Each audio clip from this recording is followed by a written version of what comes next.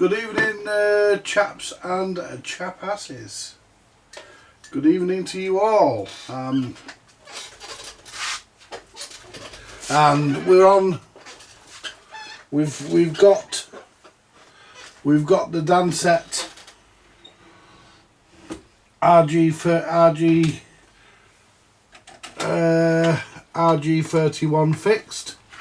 I didn't show you me servicing the mechanism because you've seen me do it 100 times. We've got the cartridge in this was good, luckily enough. We'll switch it on and you come back. Well, we lost camera free probably. Yep.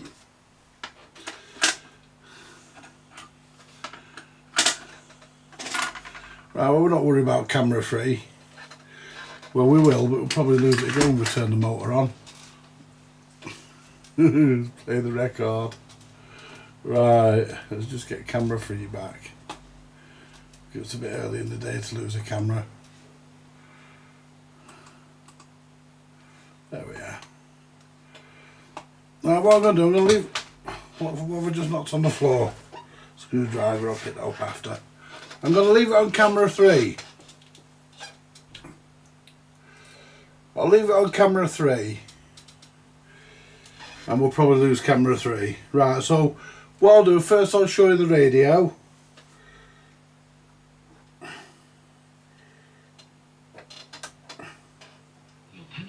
It's medium wave. Pension-wise service will help. Our free. It. Yeah. That's fine. I'm looking. So he showed you the hat-trick he scored. Yeah. Sean Dyche was trying. He's built a lot of emotions and he's able to.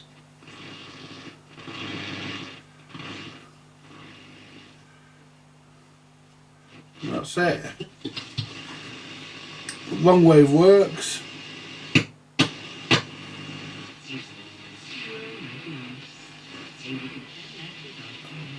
There's RTE1. Is very energy intensive as natural gas is chilled to minus 160 degrees Celsius. Radio 4. We've got a bit of a crackle at the end there, but that's just probably dirt in the plates. So let's go to gram.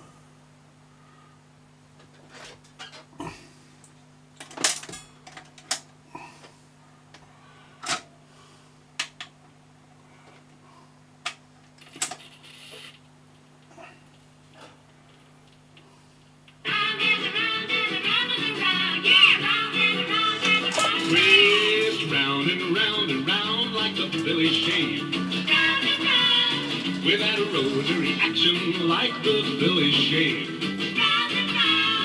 Twist up and down and tilt like exploding heads. Unique Philly shave. Twist here, twist there, twist just like exploding heads. Philly shave.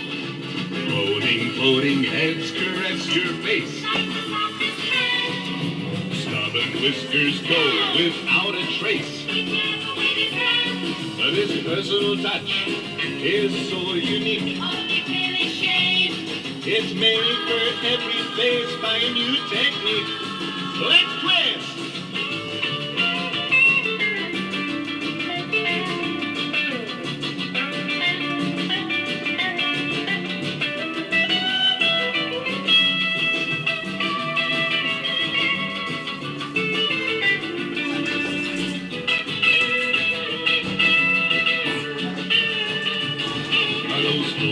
Floating heads caress your face. Treble. Stubborn whiskers go without a trace. Bass. Now this personal touch is so unique. Only Philly shave. And it's made for every face by a new technique. Well, now it's made to measure shaving with the Philly shave. Personal touch. Your toughest stubble, don't worry, Philly shave. Personal touch. Here's the modern twisting shaving that a razor never gave. shave, smoother, quicker, closer. With a Phillips. Round and around and around. With a Phillips. Round and around and I around. said a Phillips. Phillips shave. Billy shave, Billy shave. Yeah, knock, knock. And there we go. That was the record, the radiogram that I bought on Sunday at Goldbourne, and it was all in bits in a plastic bag, apart from the case obviously, but everything else, apart from the case and the changer, was all in a plastic bag, and it all now works and it's back together as it should be. Even the lamp works, the bulb works. So yeah, we're happy about that. Very pleasing. I went through all the. I didn't show any changing any resistors on this because I went through it and they're all pretty much in spec. Nothing too out of spec worth changing, and I didn't even do R11, which is notorious for going on these. Notorious for failing because of where it is. It's right in between the two valves. Let's just have a look at the chat. And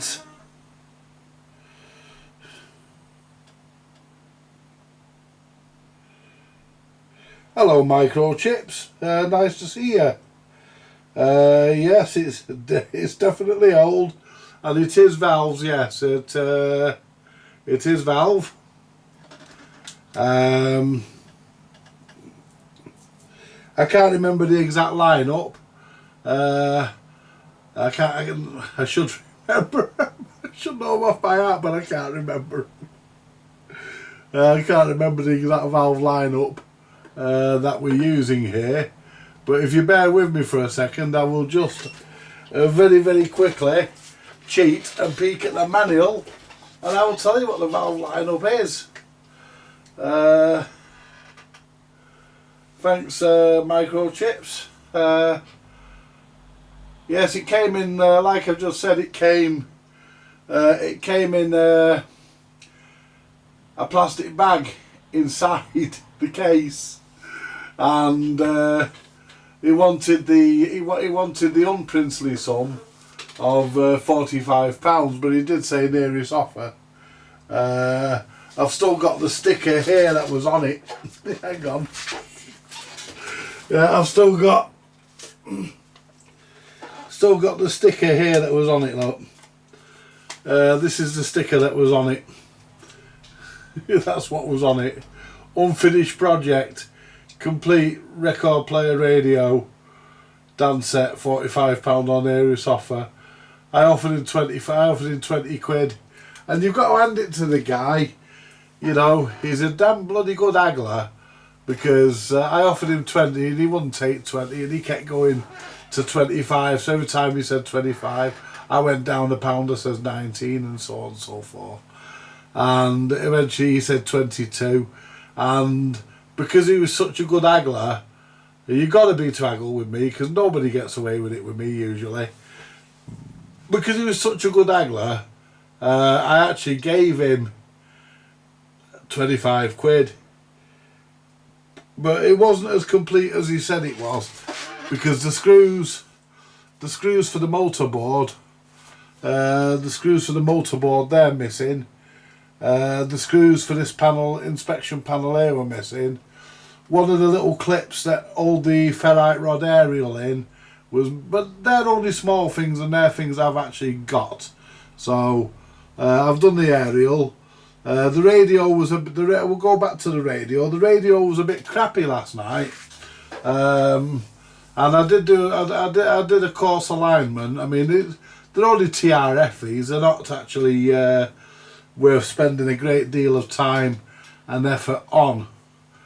So we'll go back round the front. If I can just move my chair, there we go. And I also have my doubts about this panel here. The information panel. I don't think that's the right one. The reason why is when I move the switch to there, it's supposed to put me onto long wave, but it doesn't. It puts me onto gram. and when the middle is correct it puts you onto medium wave, and the end here is gram, it should put you onto long wave, but it doesn't. But I'm not going to matter about that. I think this has been added. I think this has been added from another more recent unit, but I don't think the switch inside has been rewired, because I checked and the solder looks like 70-year-old solder. You know, 60-odd-year-old solder, it really does. It's not cracked or anything, it's serviceable, otherwise I would have redone the joints. But I'm not going to worry about that, because that's neither here nor there. It does go into all the modes. If I move this to medium wave,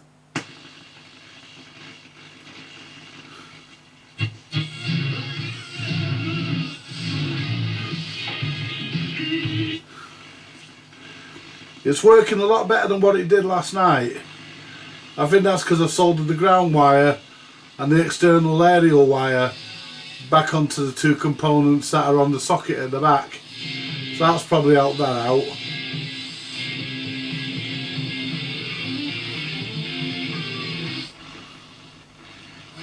From people prices on nearly new cars and vans. That's not bad. Subscriptions, which for the first time will include advertising. Until now, the firms relied entirely on the monthly fees paid by users. That is the news. Aaron Paul's here with the sport. Tony, thank you. Let's head straight into the Europa League.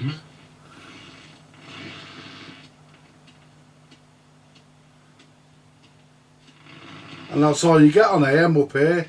There is a bit of a crackle on the tuner at the end, because I think it's either, I don't think it's a bent plate, I think it's crap.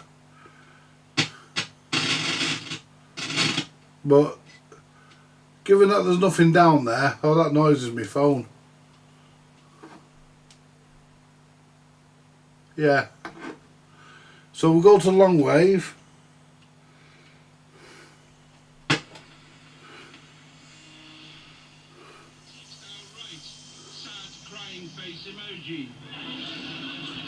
There's radio 4. I can't turn it up too loud because the young baby in the flat above.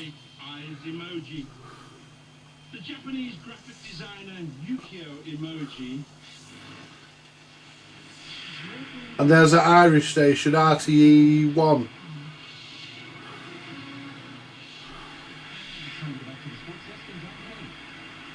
It does well to get that, actually.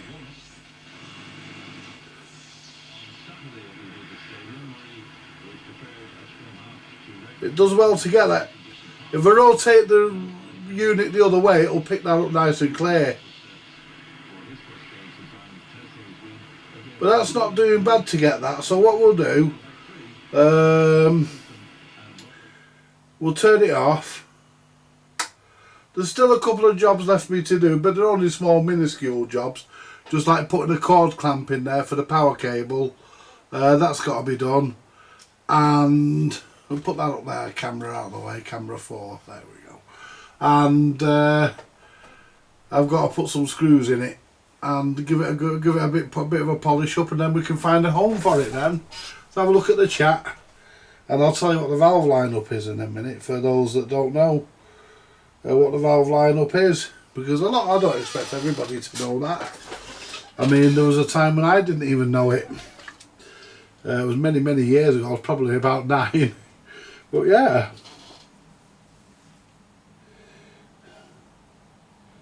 Hello Mark, how are you doing, my friend? Yeah, they make you laugh, don't they? You know, it... Hello Robert. You know, they sell it as an unfinished project. It came in bits, really. Even the speaker, they even took the speakers out. I mean, and they punctured one of the bloody speakers, whoever took them out. But luckily they don't. These Dansets are not known. Let's go to the other. Let's go to the top here to all views. There we go. You can have a look at everything. Not that there's much there, but let's tell you what the valve lineup is. I'll give you a quick look at the circuit if I can. I tried to bring the circuit up the other day for one of my videos and it wouldn't come up. I don't know why. Yeah, I have. I've got a couple of those Avo 8s microchips. I've got a couple of them. I've got about 4 in the drawer down there. But yeah, I've got all sorts of bits knocking about the place. I got most of my Avo 8s from a friend of mine. That one actually is an Avo 7. Believe it or not, that's an Avo 7. That one that you can see on the bench. And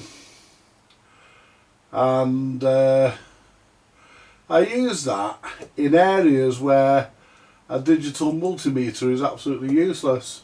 And believe it or not, there are areas where a digital multimeter is absolutely useless.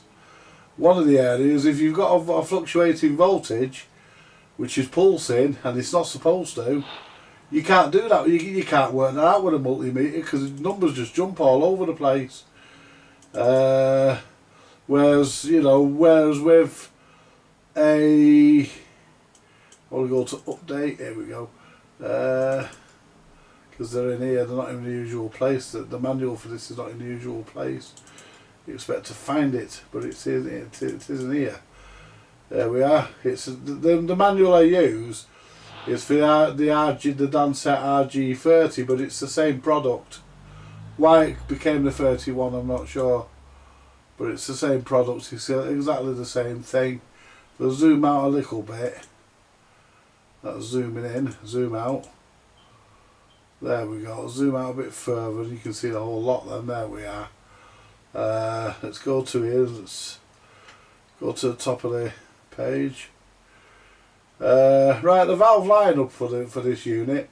Valve 1 is an ECH81. Valve 2 is an EBF89. Valve 3 is audio output, which is 6AT6, and valve 4 is 6AQ5. I think I've said them in the right order. I think that's the audio output. I could be wrong, but there again, we all have to be sometimes. No, that's your audio output there. The 6. Can't bloody read that there. Wow. My eyes are getting worse. The 6AQ5 is audio output, and it uses a metal rectifier, or at least it used to use a metal rectifier. I've replaced that with a silicon diode. I forget which one, but I've got the number for it in the drawer in the tub. You can use pretty much anything that's pretty much over an amp, because they only draw, once they warm up, they only draw milliamps. Don't draw a lot of current, these things. And I also put a fuse in there so that if the fuse blows, if the rectifier fails, it'll blow the fuse and won't fry the main transformer. So let's go back to here. Now what we'll do now, it wasn't a selenium rectifier microchips, it was a metal rectifier. Selenium ones are a bit smaller. They were used in Bush SRP 31s. In fact, it's the only place I've ever seen them, and they stink like rotten eggs when they go, them things. I get rid of them on site.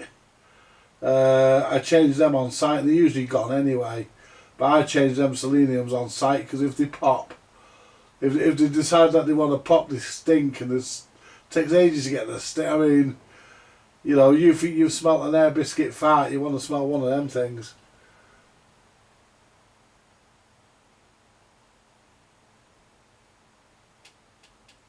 Yeah, they're a good deck. It's the UA. This is the UA15 SS.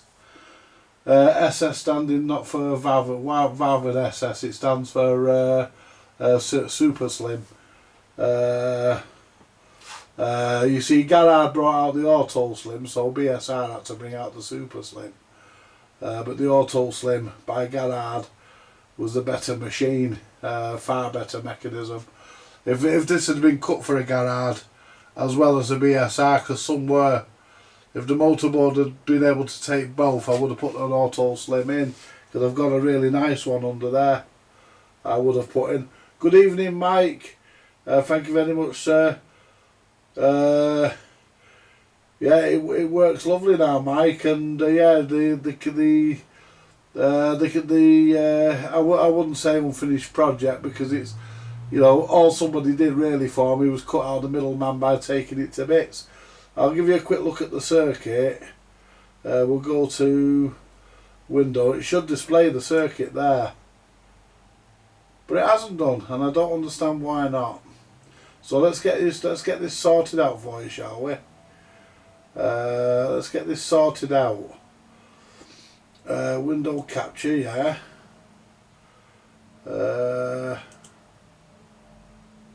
Okay.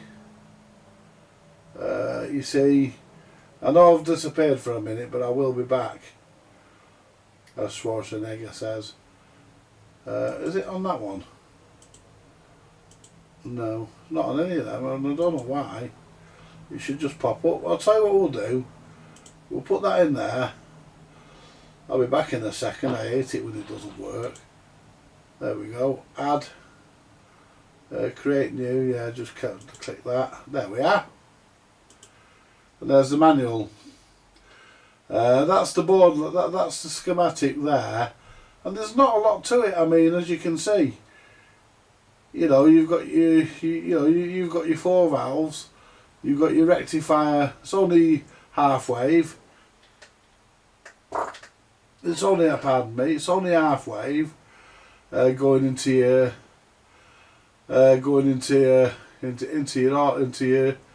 your audio transformer, your smoothing network. You got your, I think this is your cathode bias. Cathode bypass capacitor here, I believe, along with its resistor. The most common failure points in these are R11, and the reason why R11 fails is because it is right. It is right in between valve 3 and valve 4. It's you know, it's nothing like what you work on, microchips. I've seen some of the stuff you do. You're a clever guy, no shadow of a doubt. I mean, this is nothing compared to what you do. You know, I've watched just about all your videos, and it was thanks to your Facebook group I got the old Marco working again. I probably would have found the fault on that, but it was not as quick as what I did. You know, that guy that told me about that transistor was very useful, was very helpful, absolutely. Yeah, really top. You know, but yeah, that would probably take me about a week to discover that. Because of the type of fault it was displaying. You know, it was working on SSB but not on where I... No, you know, it's you know, valve stuff is very simple. You know, a valve amplifier, if we talk about amplifiers, a valve amplifier is very much like a solid state one. You know, it's just, you know, you're welcome, mate, no worries. A valve amplifier is just like a solid state amplifier, except you've got valves instead of transistors, and you know, they work at a much higher voltage. Like for example, the audio output on here uses what, about 200 and...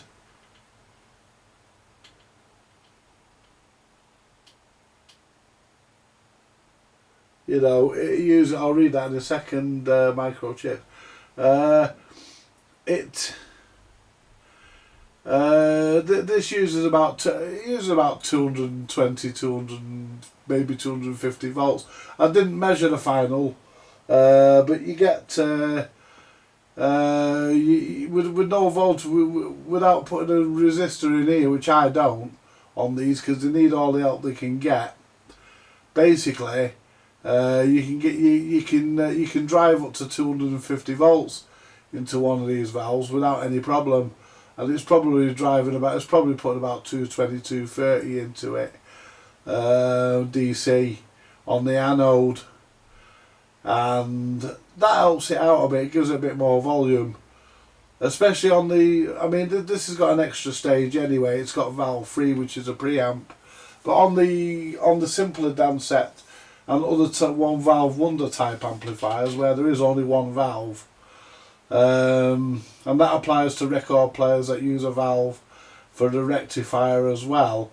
It's still classed as a one valve wonder because there's only one valve doing the audio. The rectifier only produces the DC needed.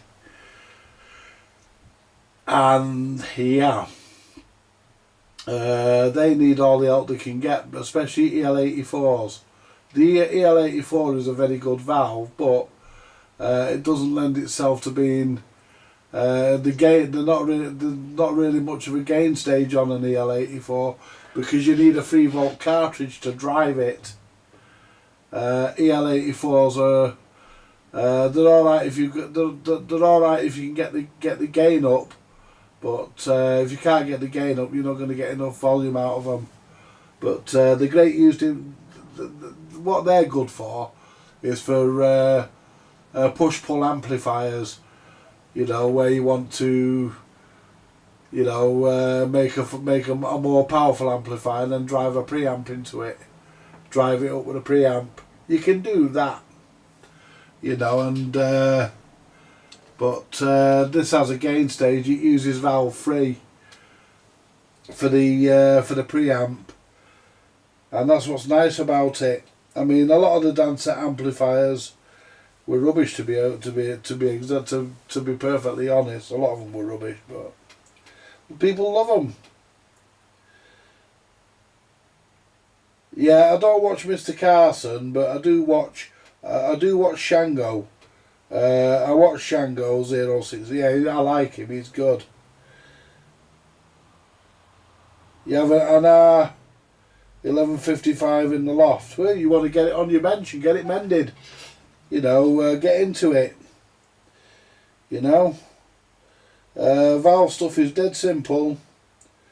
No, I didn't put a full Vi cartridge in it, Mike, because well, A, I didn't have one, and B, the cartridge that was in it is a BSR XM5, and it's working. It's got bags of output, so I've left it in there. I just put a new stylus in. I bought a stylus at Goulburn at weekend. I was after a few ST8s or ST10s or even ST15s, but I couldn't find any. I could only find one, so I bought that.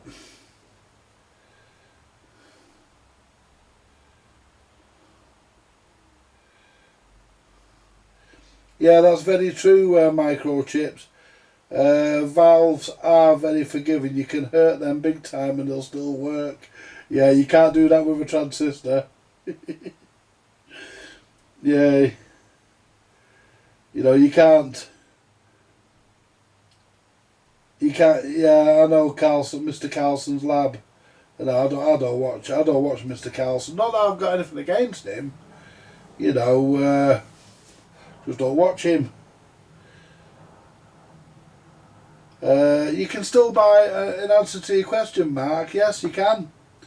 You can still buy new valves. I've never ever had any trouble getting hold of a valve. The biggest problem with valves nowadays, things like ECC83s, which can be used as a preamp. They're 2 valves in one envelope.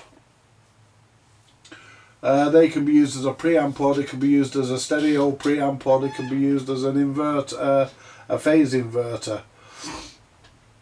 You do quite a lot of things with those. They're expensive now if you have to buy them. People on eBay, you know, if you want valves, you know, just go to a swap meet and you'll get them cheaper. Don't get them off eBay. You get your hat nailed on. In other words, you get done. EL84s, they're going up on eBay now.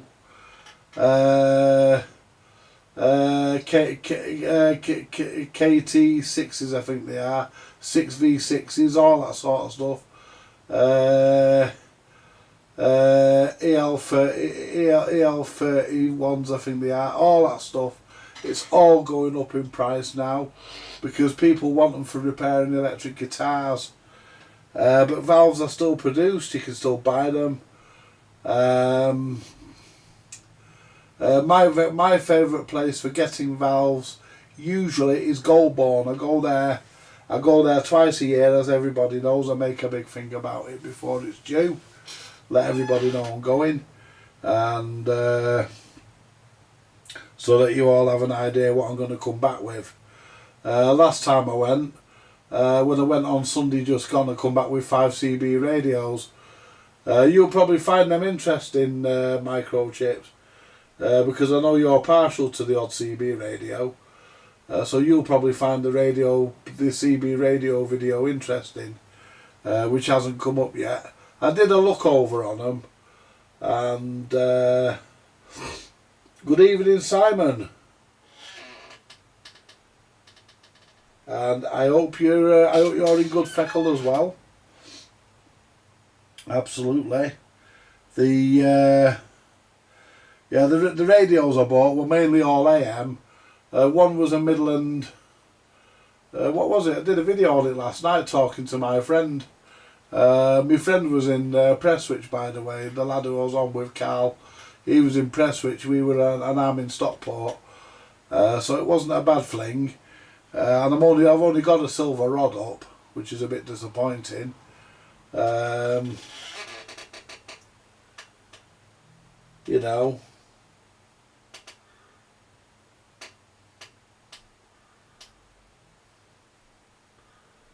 Yeah, that was the that was the one I did the amping for you, wasn't it, Mark?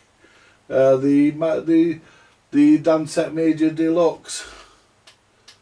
Yeah.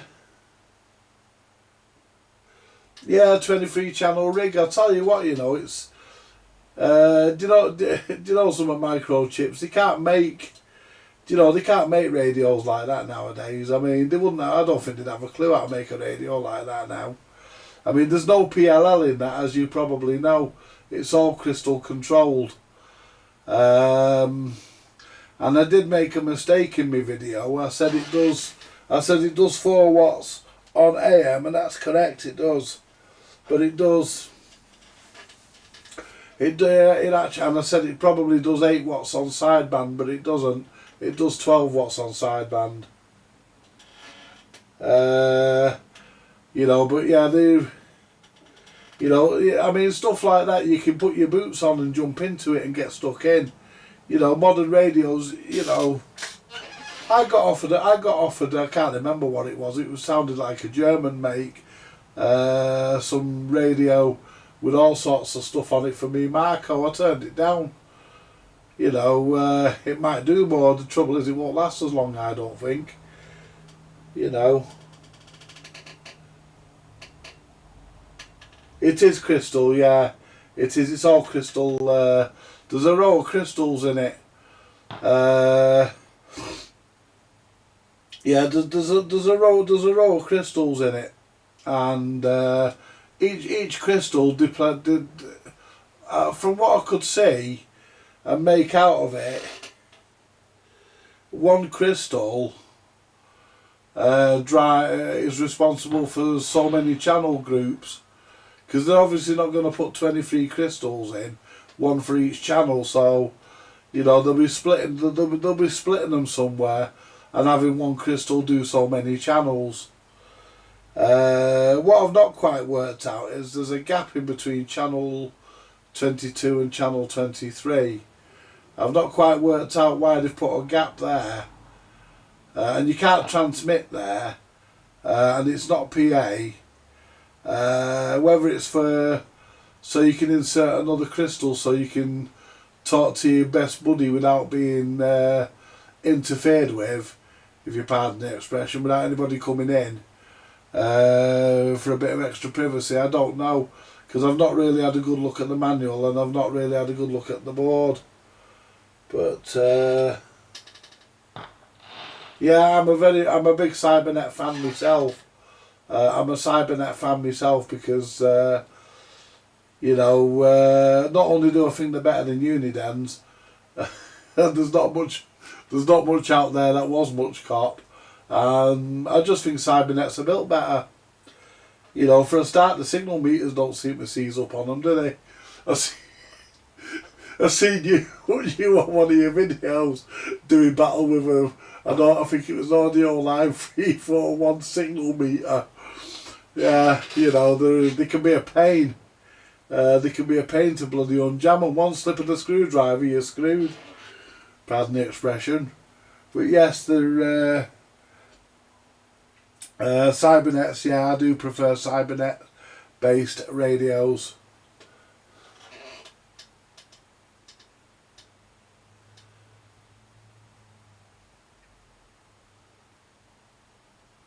Right.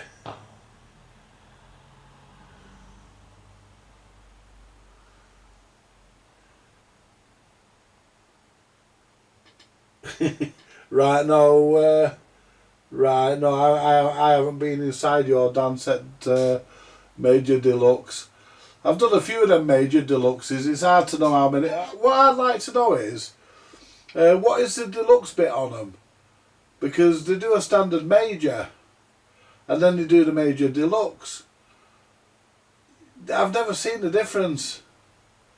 They both got the same amp in them. They both got the same deck in them.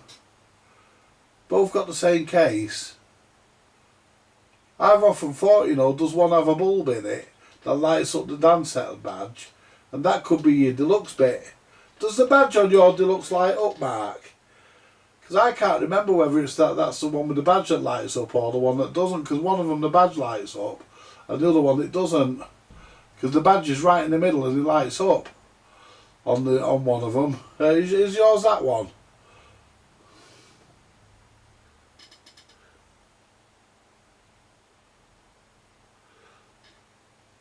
Yeah, that'll be your deluxe bit.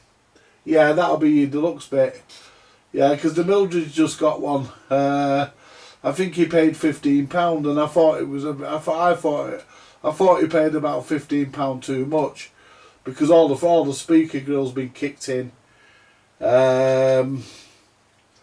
know, I do know of a guy who's making them, but you know, he's making them, but they're about 20 or 30 quid. They're worth it because they are nice.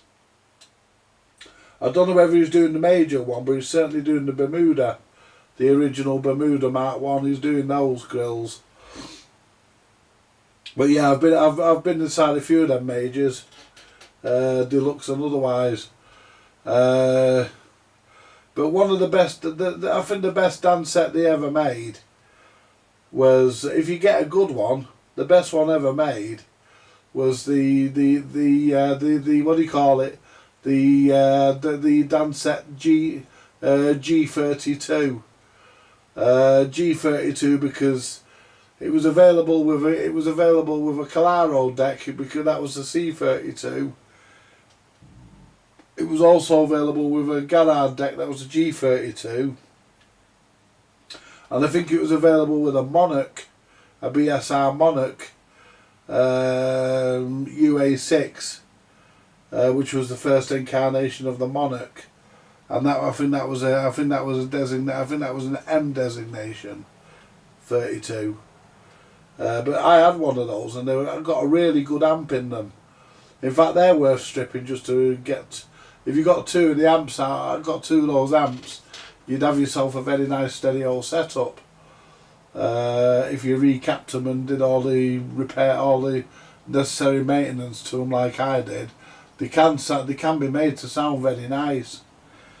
But yeah, Mildred bought one. It was all kicked in. Yeah, send the pic.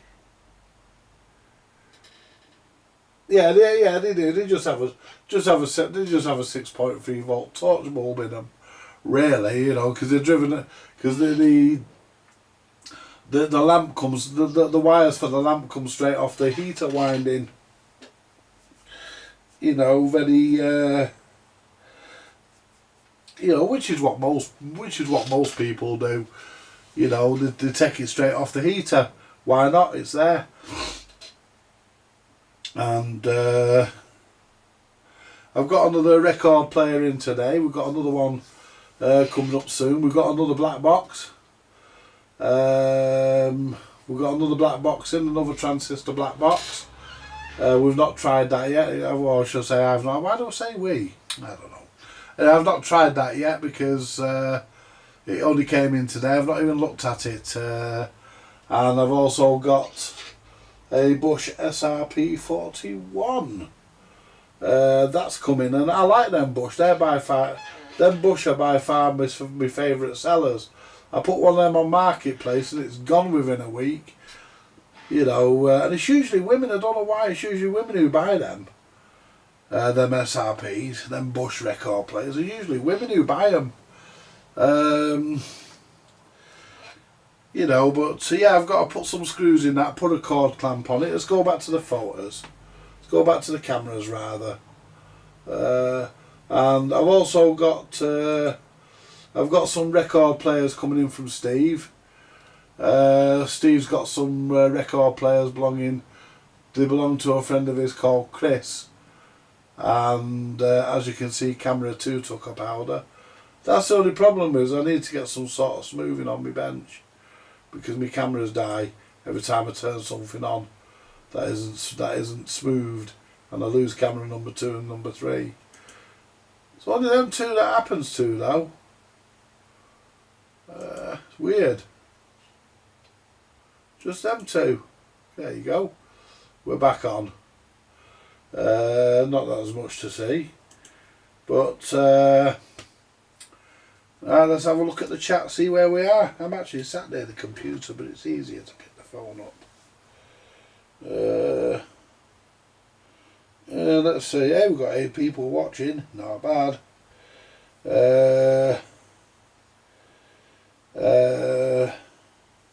No, it wasn't yours. I did. This one you got even before the lockdowns. Paid £20 for it. It was hardly using and still had the round 3-pin plug. That's how you like them, innit? That's how we like to find them.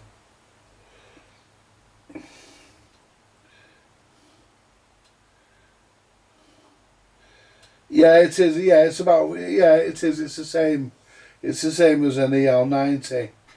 Yeah, them EL90. If I remember right, though, those EL90s they can be used in push-pull, can't they? Am I right in thinking that, Mike? Or am I thinking of something else? Because I came across a really weird valve. It was in a Decca DRAM, I think it was called. And DRAM because of the name of the cartridge that Decca called their cartridge. Or was it Derham? I don't know. I have trouble pronouncing some things. Anyway, this had a really funny valve in it. And it could be used, you could either use it in stereo or mono push-pull. And in the Decca they were using it as mono push-pull. Just using it as push-pull. And it was one valve, but the sound that came out of that thing was unreal. I mean, it was a really, really nice sounding record player. And it had the Garrard Lab series, laboratory series 86 in it as well. It was really nice. In fact, the lad who was here today that dropped off the Pi Black Box and the Bush,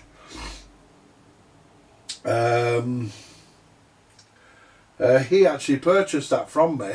I bought it from him, and then when he came to visit me for summer, I let him have a listen, and he liked it that much he bought it back. I mean, he paid more for it, obviously, but you know, he liked it that much he bought it back, and you know, things happen like that. I mean, it's like I was saying when I first started doing repairs for Phil up in Children. he brought a Dansette RG31 to me, the same as that thing there, but only in blue. And it had been here before, but in the early 2000s, about 2004. It was one that I bought, sorted out and then sent back out. And it came back in because R11 had failed. And there was no sound. That's what it does. R11 dies and you get no audio. And you replace that, you're back in business. But and it had been here before, because when you've worked on something, you instinctively know that it was yours. You know, that it was your work. Yeah, but I think all microchips there, I think you should get that I think you should get that item out of your loft, and you should put it on your workbench and, you know, get stuck into it and play about with some valves. Absolutely, you know. You don't know what you're missing, mate, honestly. Messing with valves is great fun. You know, it is. It's really great. And like you say, you can give them a ton of abuse and they don't die. You know, like you put a, you put too much voltage across a transistor or a chip and it's gone. Valves don't work like that. They're brilliant. You know, and you know, if there's ever an EMP strike, it won't affect valves. You know, it won't affect them. They're immune to it. Yeah, get your item out and get it sorted.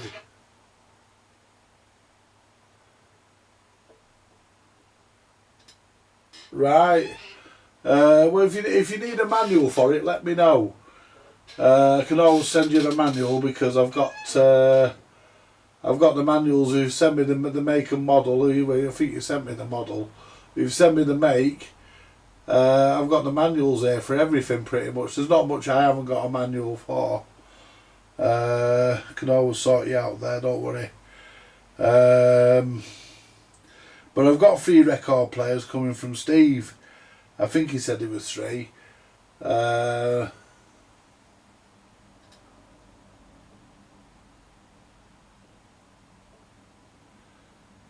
that's right, Mike. Yeah, the EL90 12 and yeah, the EL90 12 and a half watts in A and B. Yeah. I mean, you just can't get stuff like this nowadays. I mean, you know, you can go to, you know, for example, you go to the shop now, and you can buy what I call a Chinese shitter. You know, a crappy, a Chinese, you know, a Chinese crappy player, crapperphone. You know, you go buy a crapperphone, and you pay about 70 quid for it. You know, and they sound horrible. I mean, the size of the speakers in them, I mean, it really, come on. I've seen a more substantial speaker in a transistor radio, a pocket one and all. You know, so, yeah, you know, and that's why people say how much. You point out that there's a lot, you know, there's a lot of stuff in there. You know, there's quality in there, and you don't get that in modern things. I mean, they don't put, no matter what it is, they don't put quality in. Anyway, while I'm sat here gassing and doing nothing, who thinks I should pull the black box out that came in today, move this Dansette, because I've got a bit of time left. Who thinks I should get the black box that came in today on the bench, plug it in, just plug it straight into the mains, no variac, plug it in, it is a transistor one, plug it in, give it 240 volts of Her Majesty's finest, or of His Majesty's finest volts, should I say. Plug it in, give it 240 volts, switch it on, see what it does. Who thinks I should do that? You got the time it takes for me to put this Dansette away, because we're finished with that for now, and put the Philly Shave twist back in its sleeve, because we're finished with that now, because there's not really much more I can do with it until I find some screws. I need to look through my screw boxes So I find some screws to let's just turn the safe block off. Move camera 4 over here for a minute because it will fall off. I'm surprised camera 4 actually works, the amount of times it's hit the floor. I've not put a plug on this yet. I was using my safe block.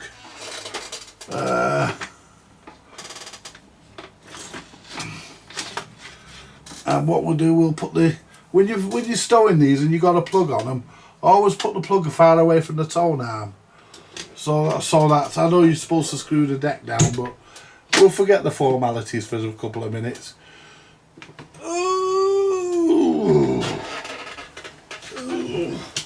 So what we'll do, we'll get the black box.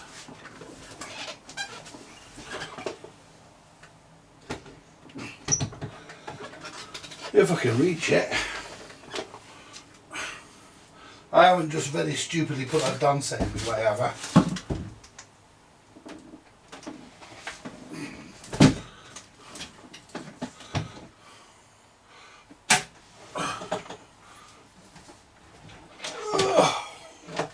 Oh. Whoops.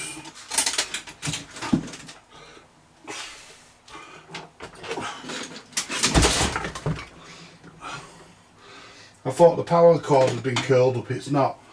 So, there we go. Right.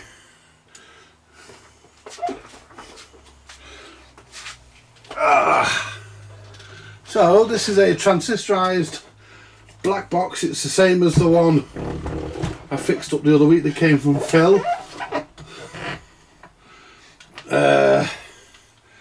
Let's just play plug roulette, shall we? As invented by Chris, all the gear, no idea. Let's just play plug roulette. See what we've got in here, shall we? Where's the camera? There we go. Because we don't like... There we go, you don't want to see my ugly face. Although enough of you have seen it already. There we go. Well, the plug is not shrouded, but we don't worry about that here. And it's got a 5 amp plug, 5 amp fuse. The neutral is longer. The live is the shortest, so it will pull out first, which is good. The earth is long as well. So the plug, I'm happy with the plug. There we go. I'm happy with the way the plug is wired. So what we'll do next, we'll put the top back on. We'll plug this in. I don't expect this to work because I was told it doesn't, but I also know it's been plugged in recently, so I know that we're pretty safe. And camera floors hit the floor again.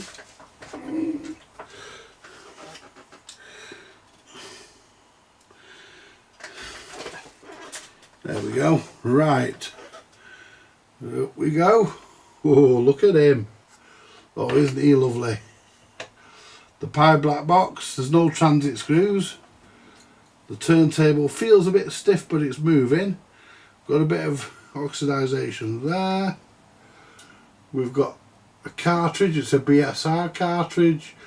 It's a BSR XM5 mono.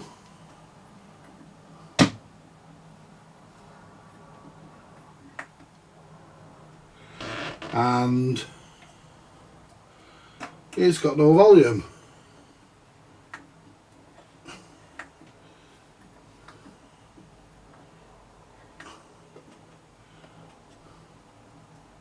It's got exactly the same fault that mine had.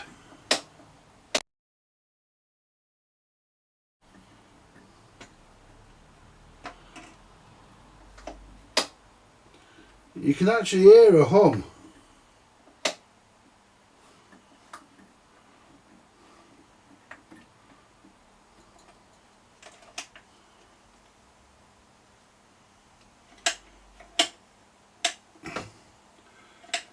So that needs a service, obviously. So what we'll do, we'll turn it off for a second, and we'll pop the cartridge out, and we'll do a buzz. We'll do a buzz test on the live. See if we're getting anything. See if we're getting anything up the live wire on the cartridge. Camera there. I can hear a hum.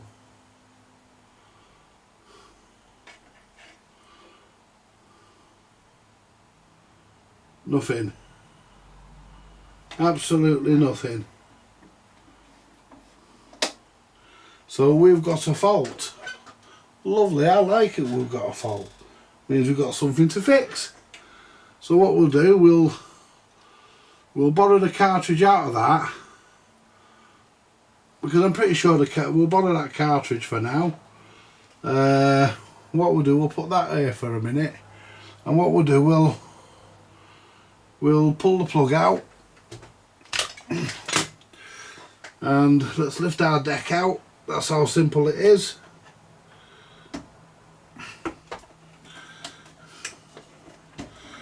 That's how simple that is, look. They didn't put the transit screws in so you can get the bloody amplifier out. So we've got the motor there. I'll show you how simple these are. I'll take the amp out of it now. So we'll disconnect the speaker. We'll disconnect the speaker.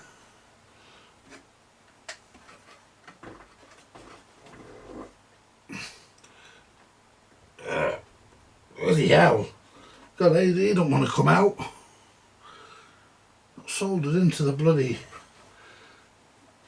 No, it's not soldered in. There we go, got him. Now get the motor. There we go, that's the motor. Is the motor seized? It's not. So now we can...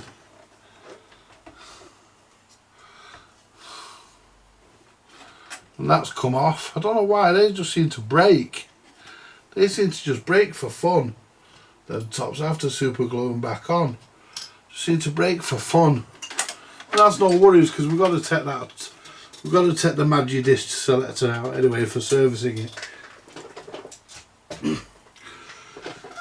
Right. Now we have to take the plug off, because you can't get the plug off these things. You can't get the wire out without taking the plug off. So what we'll do, we'll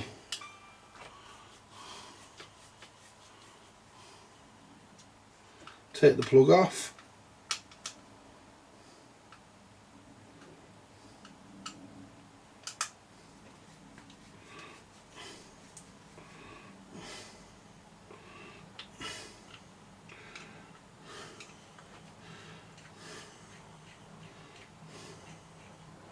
And this is how simple I'm going to do this, because I've got a feeling this has got the same fault as what the other black box was. I did a deal with the other black box for this one on the Bush, and obviously a bit of money in my favour as well. So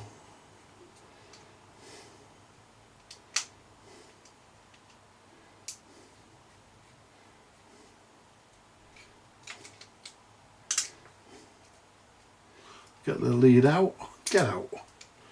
There we go. There we go.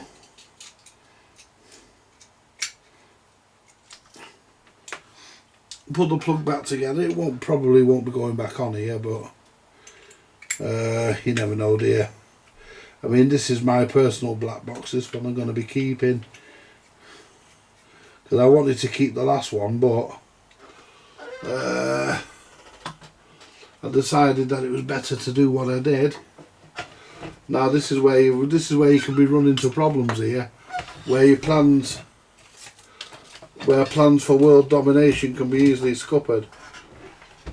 This is where you get stuck pulling the damn knobs off. Right, because they don't like to come off, these knobs.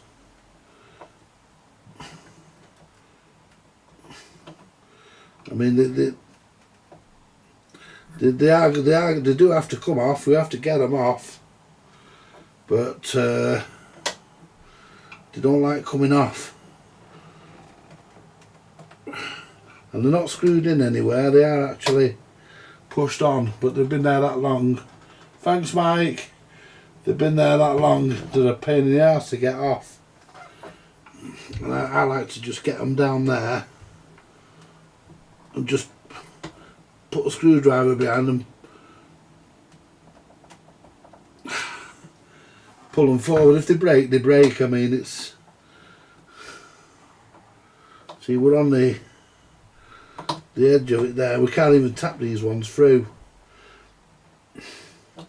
Let's get on the... See if we can get a screwdriver. No, not that one. See if I can...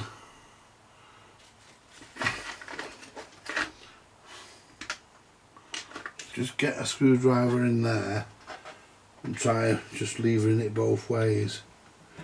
This one is moving.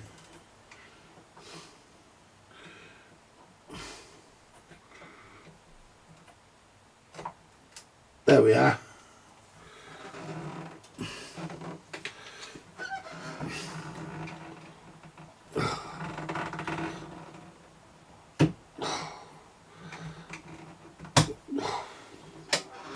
Hell, tell you what, some of these knobs have been, I've not really marked anything. Now we've got to do the same with this one. Get that in there, and then just equal amount of pressure.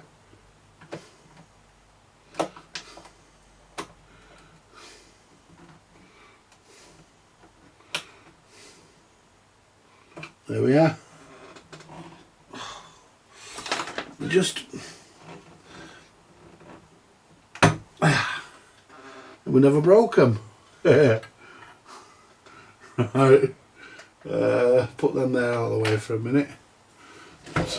Put on its end, and we can withdraw the screws. 3 screws in the bottom, which hold in the amplifier. This is how simple.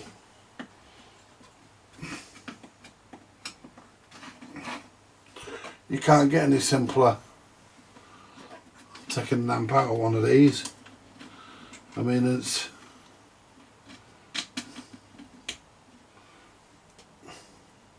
see, it's been somewhere where it's been damp, this, because it's got rust on it. That's felt loose. So I wonder if somebody's had the amp out of this before me. I'll soon know.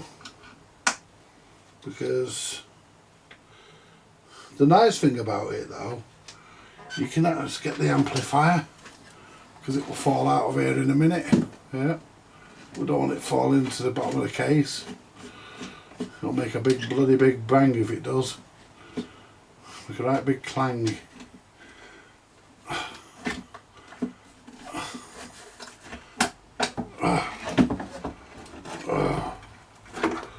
Lower that down gently. Let's get the screw and the washer.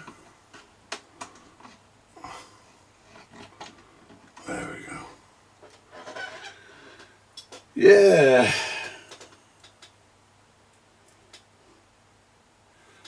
There we go. Put that there. And then our power lead comes through the hole in, comes through the hole in the bottom.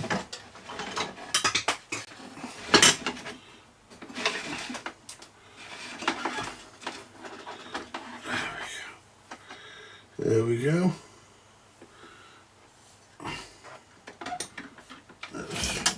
Oh, hang on, we've still got the bulb.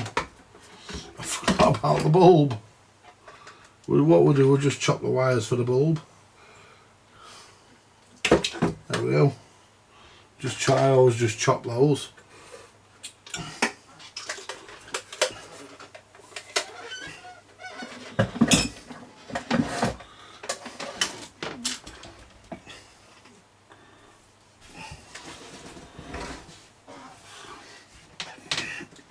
we go, put the case out of the way. Because we don't need the case. That out of the way. There we go. Oh, I'll come back to chat in a minute. Let me just... So there's our amplifier. Little unit out of the black box. Not much to it, is there? That's all it is. And what we'll do now, we'll get our little Nivea tin. Oh, we've still got screws in there from summer.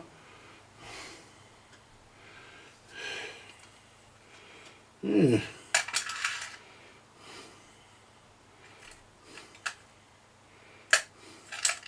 Oh, well, I'm still going to drop.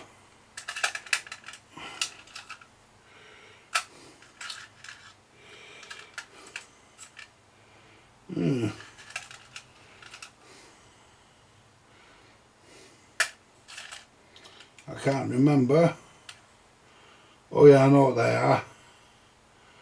Yeah, I know what they are. I'm trying to think what they're out of. I think they're out of Phil's.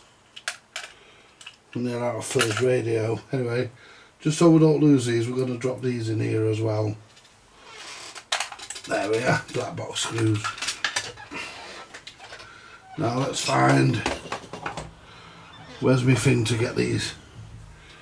Get this cover off this. See if we can get to the bottom of it, shall we?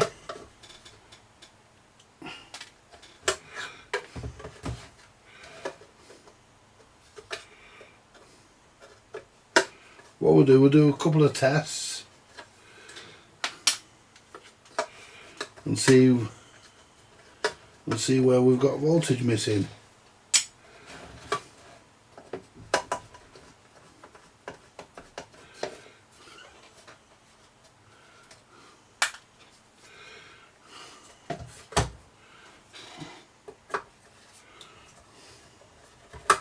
There we are. Get the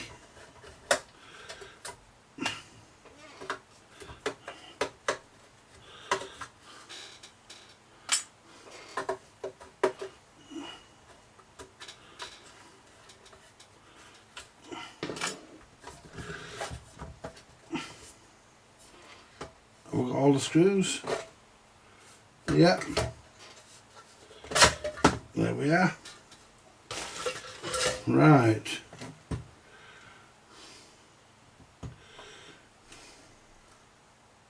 That feels tight, but that's not a problem. Ooh.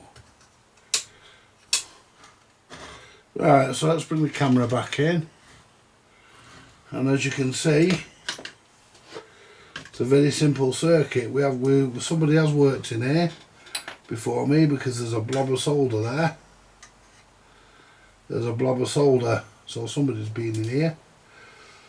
We'll test the fuse, but I know the fuse is not blown because we got some form of HT. We've got a hum. Fuse is okay. Let's check capacitor here. Let's check for any voltage. There won't be much in this. Nothing. Oh, hang on. There won't be much in this. You only get 20 volt, about 24 volts coming up from the rectifier.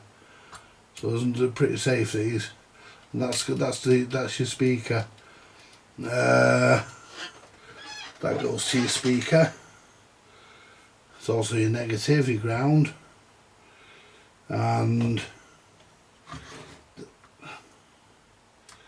I'm just checking, looking round.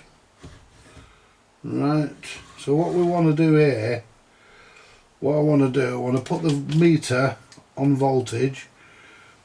What we'll do now, we'll move that because we don't need that. Put that out of the way. And what we'll do, we'll connect. But I'll have a look at the chat in a minute, see where we're up to. I want to connect the safe block back up.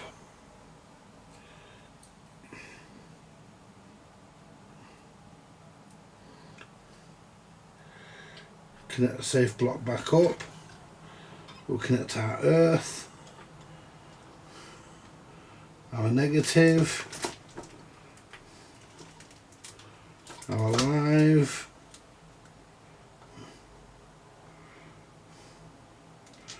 and if this has got the same problem as what the last one had,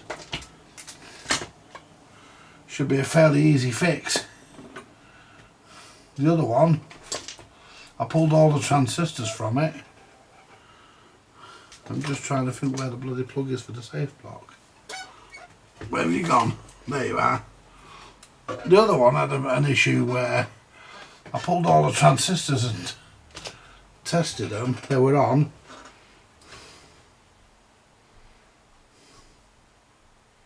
Let's plug the speaker in and make sure we plug the speaker into the right one. We don't accidentally plug it into the motor. Let's just turn it.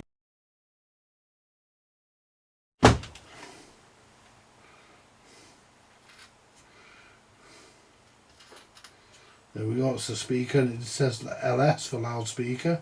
That one there says motor. Don't do what I nearly did. One on one of these once.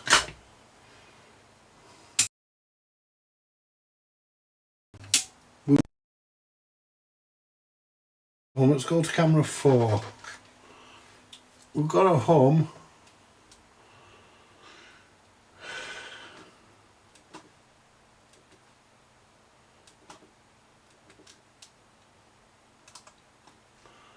That's camera 4. Camera 4, there we go. Now what we want to do, we want to check our, we want to first go onto our 2 output transistors down here. We want to look at them, and we should have a negative voltage on the collector. So I'll pop that into there. And I'll pop this so we can all look at the voltage. Right, I've just had a text message about my mate. Yeah.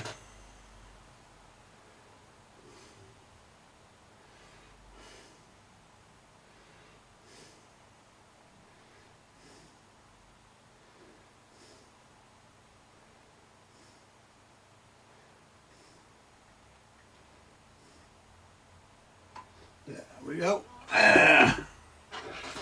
Now the issue we've got, what we're going to do here, we're going to look at the negative.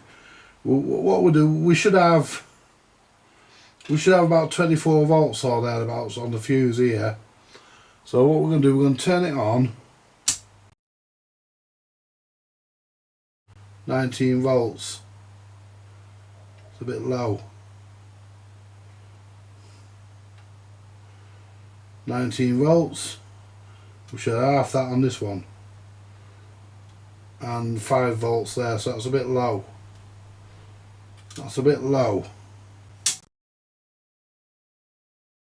Is that getting warm?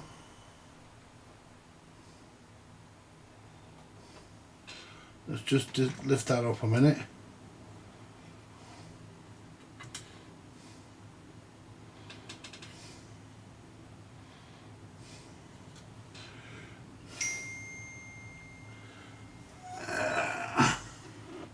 I'll have a look at the chat in a minute.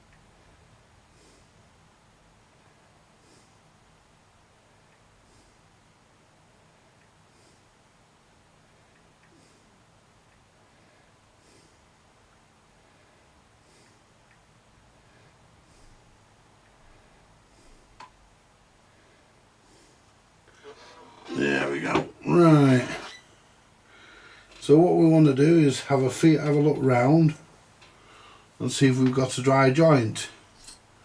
We will pull the transistors and test them at some point. I'm just going to have a feel around. Let's have a feel up there.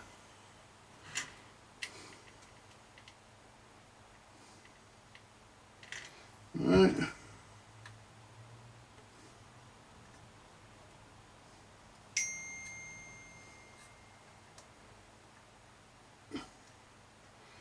And there's actually, I think there's 7 transistors that make up this circuit. 1, 2, 3, 4, 5, 6. Oh, there's 6. And there's also a germanium diode. Oh no, 7, 8 yeah, 7. There's a what do you call it? I didn't see him down there. Yeah, I was right. There's 7. Bloody hell.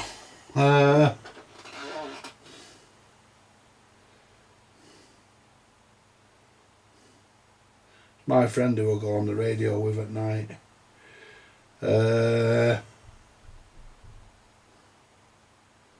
Just finishing.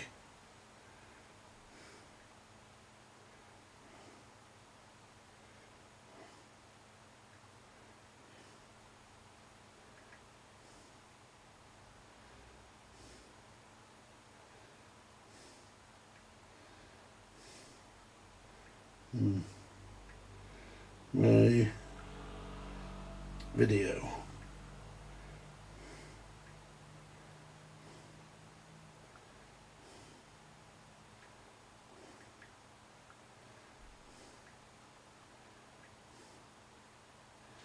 There we go. Right. Let's have a look at the board and see if there's anything visible.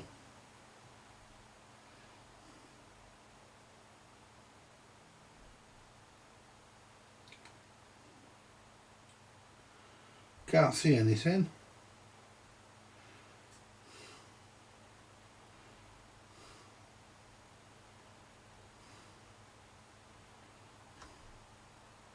But what we will do, we will check. We're not going to do it now because we won't have time to do it now. But we will check absolutely everything. Is that diode loose? That would stop it working. No. I'm just going to check for a dry joint on these transistors. I'm just looking and I can't feel anything loose. But you always check first. I can't feel anything loose. We could have a bad capacitor, but I don't think so. Could even be a resistor that's open. But that's what it's all about, fault finding. So we'll turn it back on. Turn it back on, I don't expect any different. But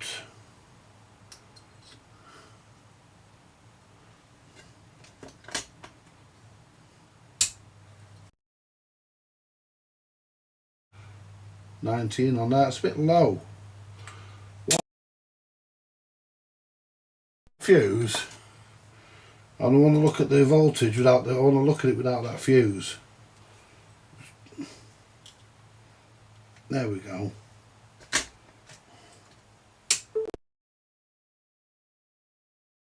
Right, we're getting 25 volts there now. Right, so we're getting 25 volts. And that's what we should get. Should get 25 volts, and that's what we're getting. But when we put the fuse in,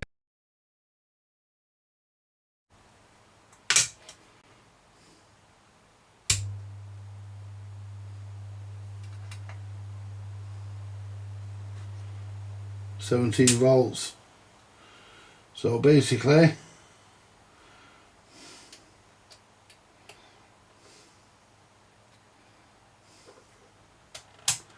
let's let's just go to here.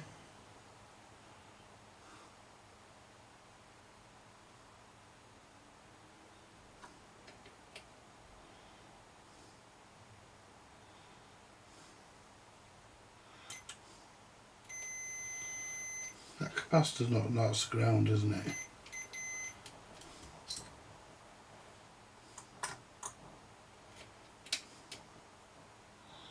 That's okay.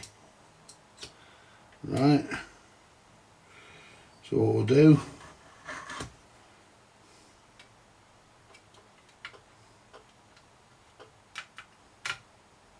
obviously it's not a bad shot because it's not blowing the fuse.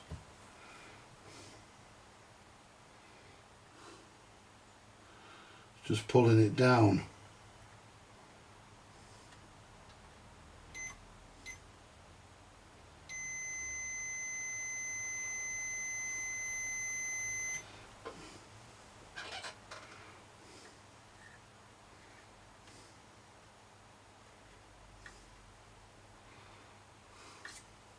Let's put on dial test.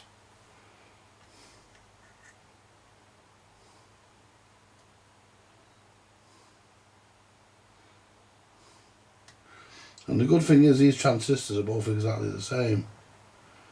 What's known as a quasi pair. And I've got a feeling that we might have a dicky transistor there. I've got a feeling that transistor might be a bit crap. Which means, test this one. Getting no reading on there. Getting the reading there. Let's show it on the top of the fuse. That's 091. Get a reading there, 071. We'll cross them two. Let me just get the live off that for a minute. Not that it was on, but I don't fancy touching the switch. Get a right zing off it, won't I? So 14 and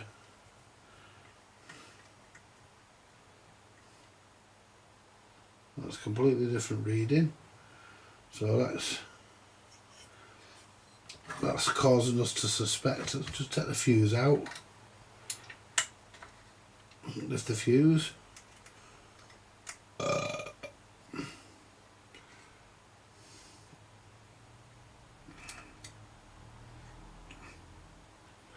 Yeah, I think we've got a bad. Yep. Yep. I think somebody's had the money's worth out of this, but it ain't me. Now let's have a look at this. I want to look at this. There's a driver transistor down here. I want to look at him. I think he's here. I think that's him there. No, he looks okay. Yeah. Yeah. I think he's okay. But we are definitely a transistor dead, that's for sure. So I'm going to put my money. I'm going to put my money on one of these two outputs here. And can I get the iron down there to get to desolder it? But I think so when desolder and test them out of circuit. Yeah, we've done that one. Doesn't matter leaving the collector connected.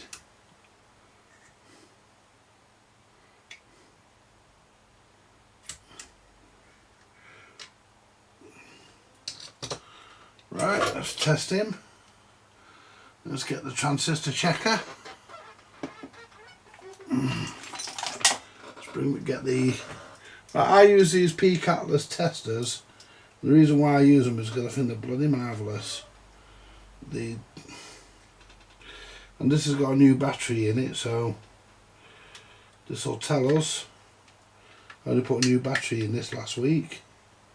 You have to keep on top of your batteries in these devices.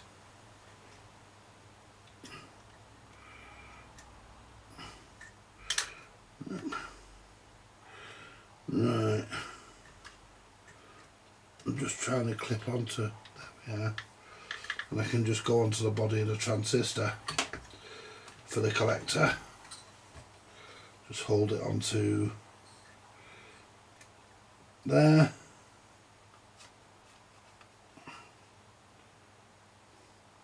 Diode or diode junction. So we've got nothing on the green. So what we'll do, we'll try again in a different place. Common diode, diode network. Yeah, nothing on the green. And we are connected, well, we were connected there. So it looks like we could have. But we're not one to give up. We'll try again there. Yeah. And just to be doubly sure, we will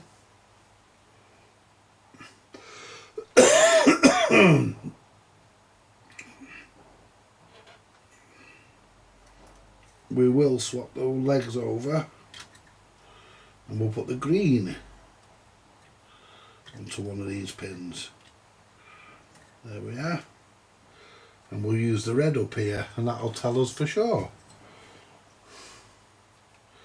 Not that we already know that. So straight onto the top of the transistor. Diode or diode junctions. And there's nothing on the red. So we have a bad transistor. That's one transistor that needs to be replaced. So let's just have a look at the time. Oh, I've got plenty of time yet. I don't go on the radio until, so we won't bother connecting that back up, because in fact actually what we can do, we can see if our, yeah, we can, now we've got that disconnected, we can actually see if our missing voltage is back, can't we? Because that'll tell us a whole lot, won't it? That'll tell us whether our missing voltage is back. So let's do that. Turn it on with one transistor out. I don't think it should make much difference. It would just see that the transistor's gone open circuit, wouldn't it? But it should show us a voltage on here.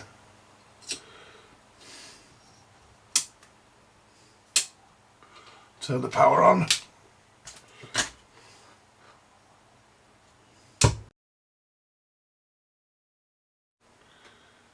Nothing on that. Oh, hang on.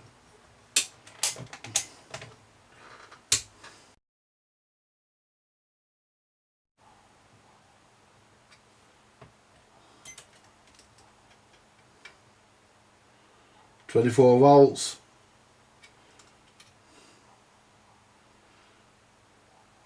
10 volts. I wonder if I got a screwdriver or something, anything really, even the test lead will do it. Shoved it in there, turn this. I wonder if we can get any a buzz out of here. There we are.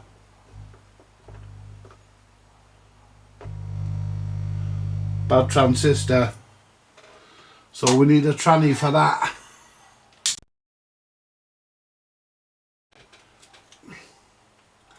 And just because I know that you lot like to see a result, because I know how my subscribers think, sort of, and just because you know, just because you like to see a result, we've got one. We've got a dead transistor, and that's how you find. That's how you fault find the Pi black box, and it's how you fault find any amplifier.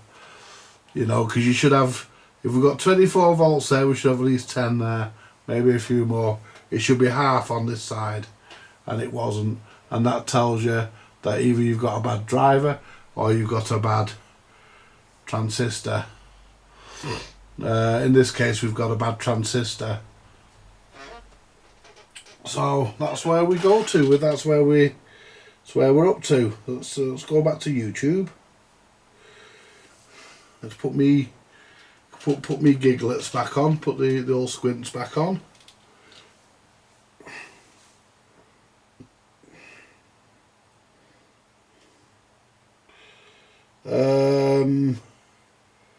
Is it VT7? I'm not sure if it is transistor 7. It could be, Mike.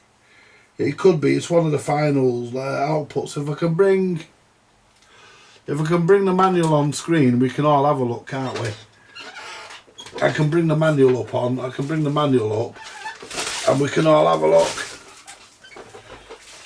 So let me just get the manual up, and then I'll go through the chat.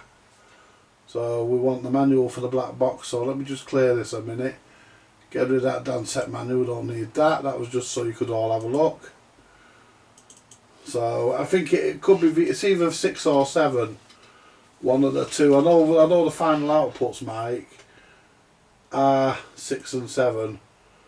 But that's, you know, we're getting a buzz there. So we're.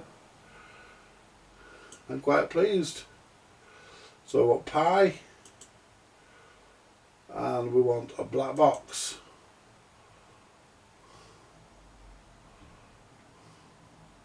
Pi black box, the 401. The 1004 manual. This should be the transistorized black box. The black box transistor version, model 1004. Get rid of these margins from the side. Now if we go to window, there we are. That's the black box. High fidelity record reproducer, model 1004. I just want to catch up. I want to catch up on the chat before we get into this, because I've not caught up on the chat for a bit, and you know, it was nice to see microchips actually coming in, because I've watched just about all of his videos, and he makes his own circuit boards, and you know, he makes his own certain, you know, put fire to the wire, absolutely, microchips. Yeah, put it straight on there, don't mess about. Yeah. Get it on. Don't take it apart, plug it in.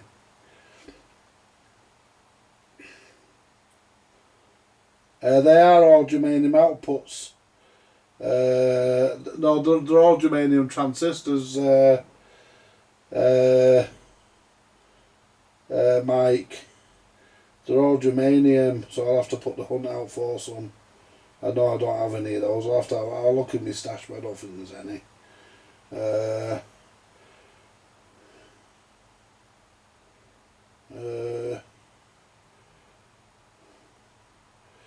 Good on you, Robert. You get in there, my son. You get in there. And I'll be watching, absolutely. Take the money or open the black box. Well, I'll tell you what, folks, I've had a lovely evening. It's great to see you all. I'll open the box. And I'll take the money as well. Yeah, how about that? Let's have a look at... I've just about covered the chat there. What I'll do now, I'll have a look. An AD149. Yeah, I think I can, Mike. Yeah. Instead of the yeah, NK2452, yeah. NKT452, yeah. I think I can use that, yeah. Yeah, so what we'll do, we'll bring the manual up now. We've got it up. Mike knows where we are. He knows what hymn sheet we're singing from. Right, and I dare say most of you lads do as well. Absolutely. I mean, we're all experts. Right, so yeah, it is VT7, Mike. VT6 is probably the first one. Well, it'll tell us by the voltages, won't it? Yeah, we've got 25 volts on the collector of that one, 12 volts on the collector of that one. Yeah, so I'm not going to recap this because the last one didn't need recapping. I'm going to check everything, but I'm not going to recap it for the hell of it. But I am going to repair the fault, and it's yeah, it's VT7. It's this one here. If you can see where me crosses, it's this one here, Mike. It's this one here. VT7. Yeah, this one furthest away. It's the one right. Yeah, it's the one right underneath the fuse. So that was a. That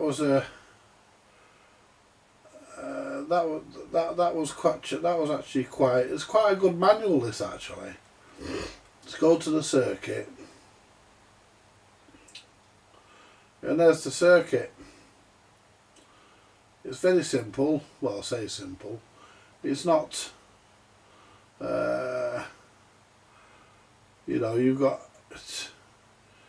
You know, you've got your, what do you call it? You've got your pickup going in here, and then you're straight onto a transistor. And I think this was the problem with the last one I did, because there was no volume, and even after I recapped it, there was still no volume. And I think the problem was this transistor here, because R2 is the volume control. I believe. We'll go back and just double check that. R2. Oh no, R11 is the volume control. R2 is the loudness. Yeah. R2 is the loudness control, and it's double ganged. So R2 and R11 must be the volume. Must be the volume, because the tone control. Yeah, there's your tone control there, R10.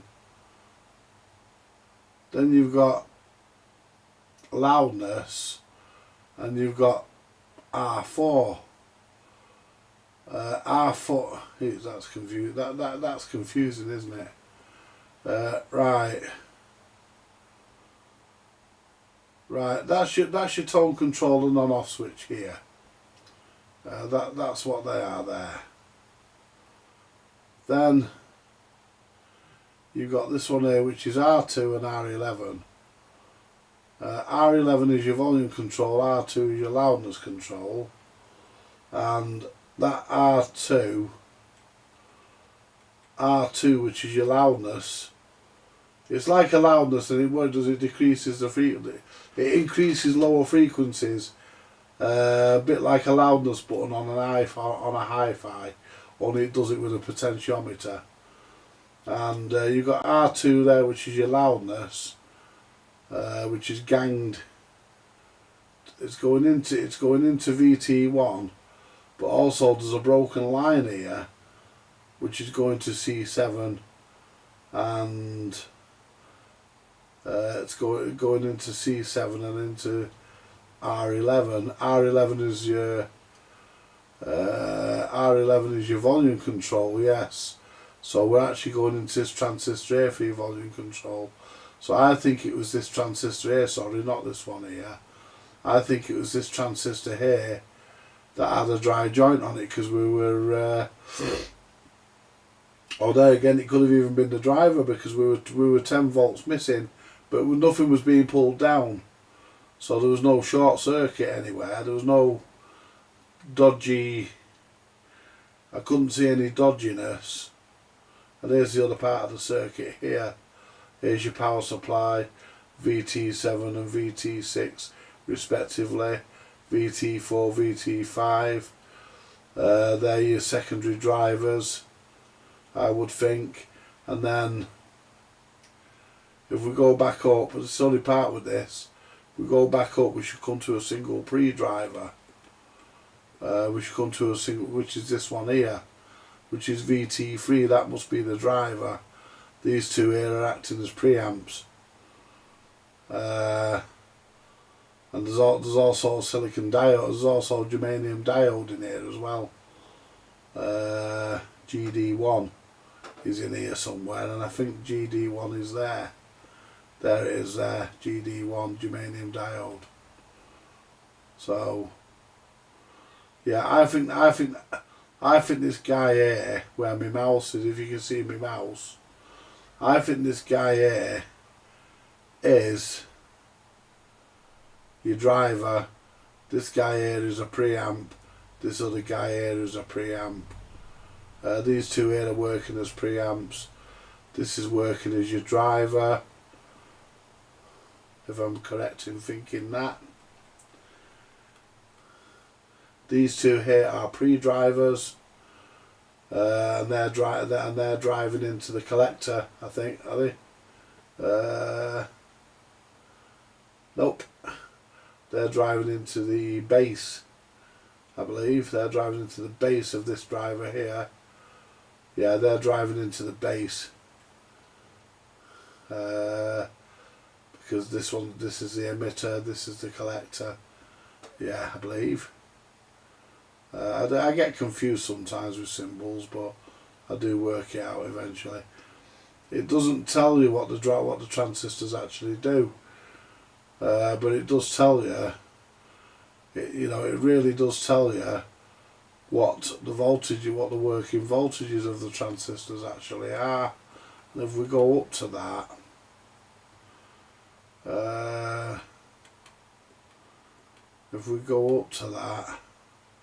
yeah, I was right, that's the base.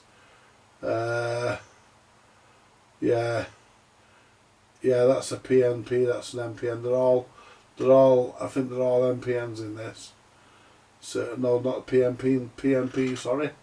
They're PNPs in this circuit, all of them, I believe. Yeah, that's your emitter, I was right, that's your emitter. That's your collector, that's your base. I was right, thank God. I don't like being wrong, especially if everyone else is going to be right. So so basically 6 and 7 is your output pair, but they're not driven in push-pull. They're actually quasi, which is I think is another way of saying the single-ended.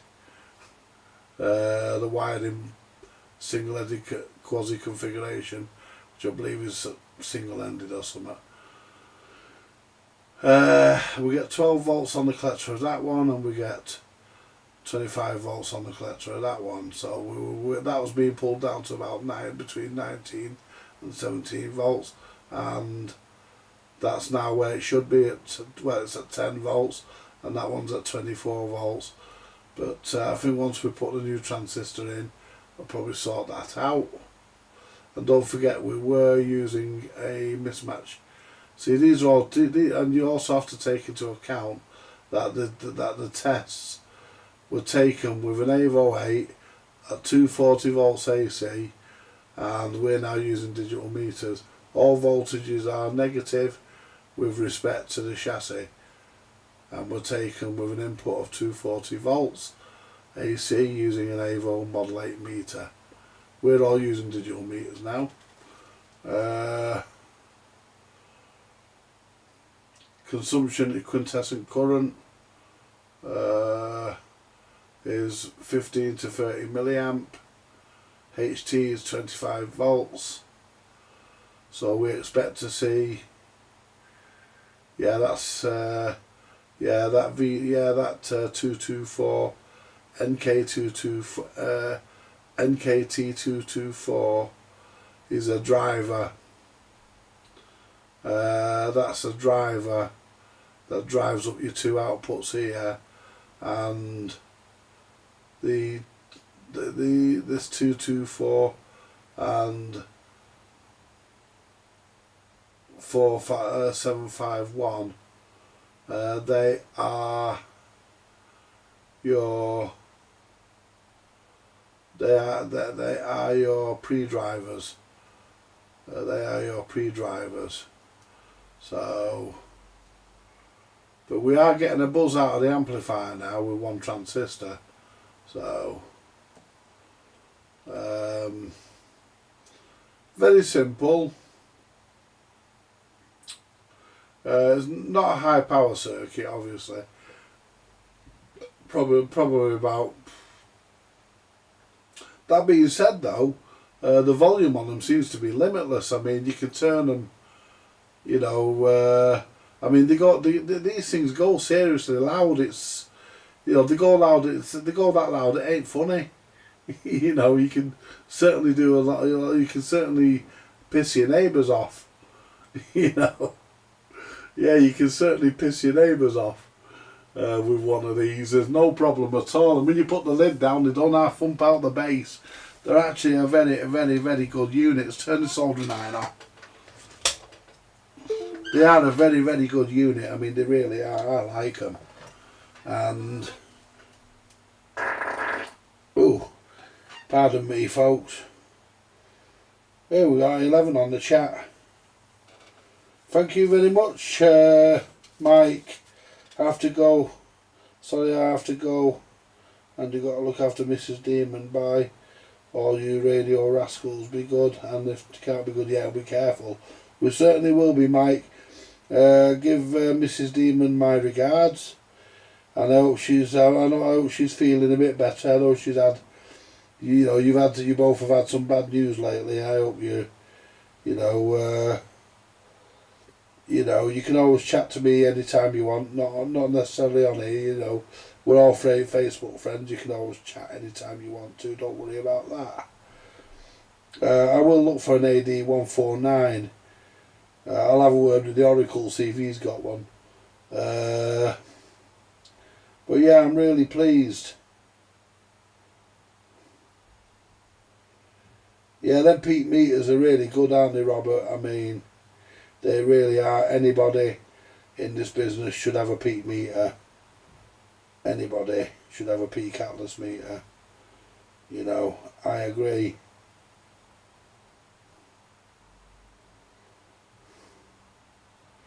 I'll have a look at your picture in a bit, Mark. I'm gonna get going in a minute, but we've diagnosed the fault. We've got to. We've. I think that's it. I don't know. Correct me if I'm wrong, guys. You know, correct me if I'm wrong. But isn't that the fastest time I've ever diagnosed a fault? You know, we lost a couple of cameras. We're not worried. We're going to go in a minute anyway. But.